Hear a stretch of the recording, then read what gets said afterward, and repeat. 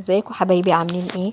انا النهارده بس جاي اتكلم في موضوع سريع كده. هو موضوع بصراحه معصبني ومضايقني، ان احنا حولنا شهر رمضان دوت من شهر عباده وتقرب لربنا لشهر اكل وشرب ومشتريات، ان كل واحد يشتري في سباق. احنا ماشيين في سباق مع بعض، مين اللي هيجيب حاجه اغلى من التاني ومين اللي هيجيب حاجه اكتر من التاني، سواء بقى كعك العيد او النواعم بصفه عامه والشوكولاتات بتاعه العيد. في ناس بتجيب بالألفين والتلاتة شوكولاتة. أنا جاية أقولك النهاردة حرام عليكي التهدير دوت.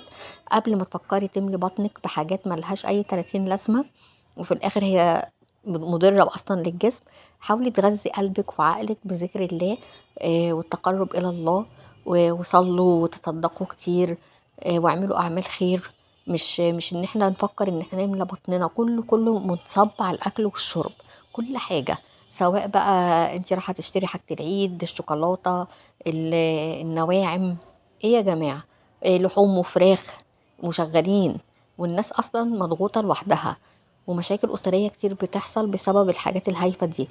انتوا شايفين احنا وصلنا لمرحله متدنيه ازاي من التفكير؟ كل فكرنا في بطننا وكل همنا على بطننا. حرام عليكم، بلاش تضيعوا ثواب الشهر الكريم دوت في الاكل والشرب. اتقربوا لربنا اكتر وفكوكوا بقى من الحاجات دي. الحاجات دي طول السنة موجودة. يا ريت كلنا نشجع بعض وكلنا نشير الفيديو دوت عشان نغير ثقافتنا. ثقافة الشعب دوت لازم تتغير، مش كل حاجة منصبة على البطن.